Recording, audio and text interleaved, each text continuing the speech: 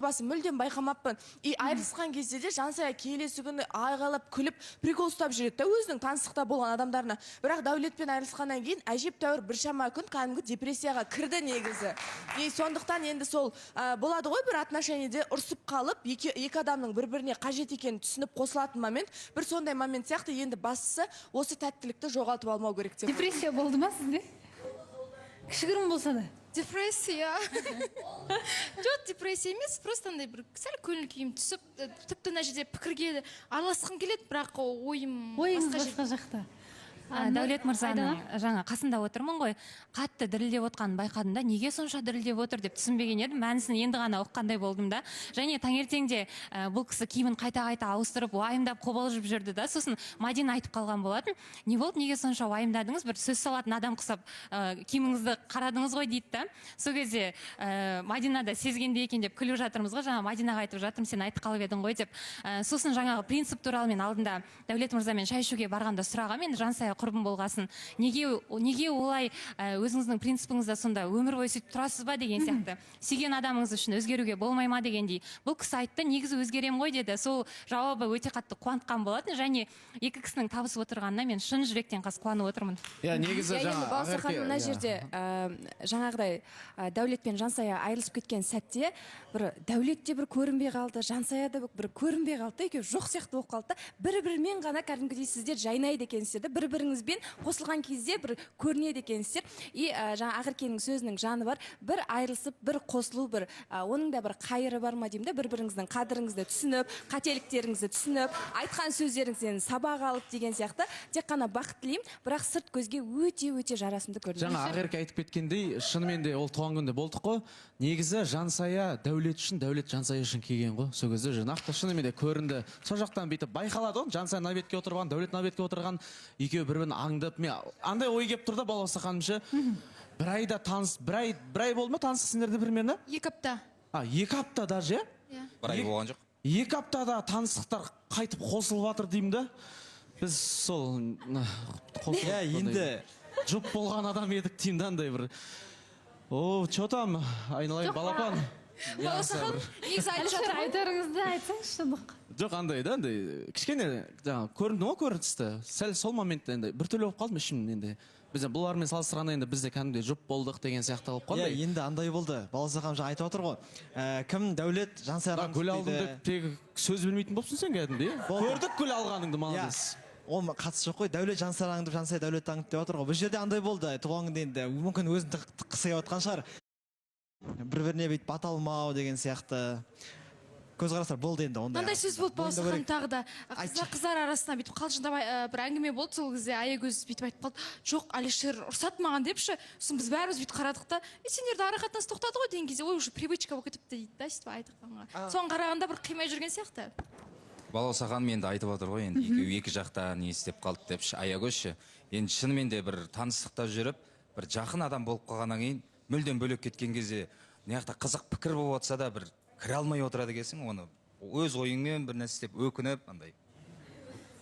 Бірақ енді ең бастысы жарайсыз, Дәулет. Сіз алысқа жібермей, ұзатпай, бірден сөз салып жатырсыз. Қайтадан жалғастырайық, барынша қателігімізді, бір-бірімізді дұрыстайық, жұмыс істейік, қарым-қатынаспен дегендей ниетпен келіп жатсыз, жарайсыз деген келеді. Жаңағы әңгімеге байланысты Алишер, Аягөз, сіздер ойнап жүрген жоқсыздар? Кішкентай қыз бен бала емессіздер. Сондықтан да мен ойлаймын, жасалынатын қадам ба, менің адамым ба, ол жасалыну керек, эгоның барлығы қойылу керек. Сіздер танысасыздар ма, танысуларыңыз керек ары қарай. Бірақ мен бұл жерде айта кетейін, ертең үміткер келіп, жаңағыдай пранк сияқты емес, шынайы өмірде келгеннен кейін ол кісіге кешіріңіз деп шығарып салып отыра алмаймыз. Жоқ, Балауса ханым, негізі әзілдеп жатқам ғой. Алдында да балапан деп айттым ғой. Сондай бір әзіл ғой негізі. Әрине біз сіздердің қосылғандарыңызды қалаймыз, бірақ үміткер күтемін деп екеуіңіз де айтқаннан кейін дайын болыңыздар. Күтемін. До конца күтемін. До талого. Пока смеларно. Жақсы, Нұржан. Ой, фырмай деймін да, кәдім. Шынымен әртіс екен Дәулетке, мына жерде дірілдеп бүйтіп қобалжып отқанға мен ойладым. Маған айтқан ғой бұл. Нұржан, інім эфирде жылама, ят болады, бұл сыртқа шығып кетіп жылап отқан шығар деп ойладым. Мен мұнша келіп отым, риза болдым. Андай сөз бар ғой, өз мақсатыңа жетпейінше досың мен дұшпаныңа сыр білдірме деген. Керемет, риза болдым саған, Дәулет. Нұржан, ана қолыңдағы не сенің? татуировка салып алғансың ба? Ой, Мен байқап қалыппын. ортада дәулет отыр, не қыласың оны? Просто байқап қалдым да, ондай жоқ еді ғой негізі. Иә, Баласахан, тақырыптан ауытқымай қояйық. Енді былай болды. Жансая кәдімгідей екеуміз күшті сөйлесеміз де енді.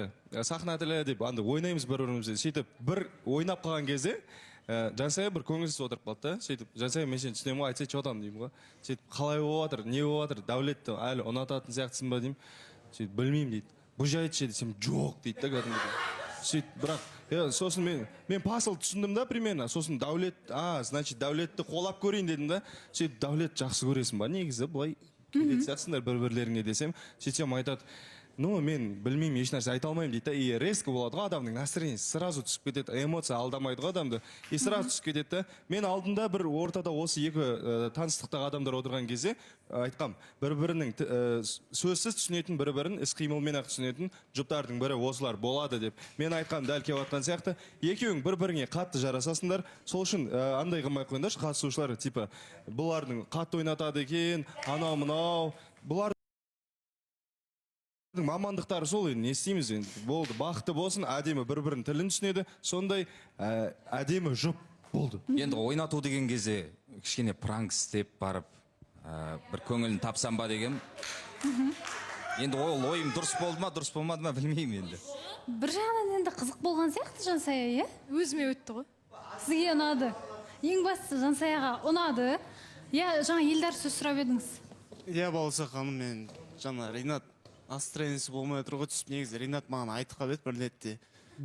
Ортада ол кезде балалар да болды, қашан гүл сыйласам болады екен, гүл сыйласам қалай кетеді екен дегендей. Енді мен ойлаймын, мына жақта Дәулет гүлмен шыққаннан кейін енді неге мен емес. Енді осындай әңгімелер негізі. Ол қашан болған әңгіме? Енді қалай айтсам, жақын арада осы. Ол әңгіме былай болған, Баласахан Өзі айта кетсе. алдында Дәулет пен Жансая не істеп кетті ғой, екі жаққа кеттіңдер ғой. Бірақ ол жерде мен сөз саламын деген андай ой ештеңе болған жоқ. Просто Жансаяның настроениесі жоқ, не сыйласам болады екен, бір көңілін көтеру үшін дедім. Ол жерде сөз саламын деген ондай әңгіме болған жоқ. Просто чисто дос ретінде көңілін көтеру үшін не сыйласам болады деген әңгіме қозғалды. Иә, шынымен Баласахан обал не?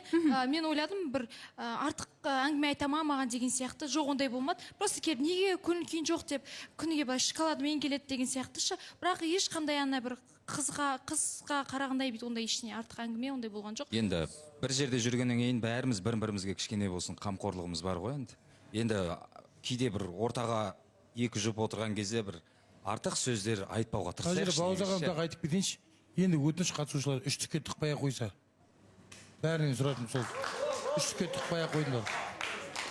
Жақсы, үміткерімді күтем дедіңіз, Дәулет қадам жасадыңыз, сіздер де таныстық қайтадан жалғасады. Солай ғой.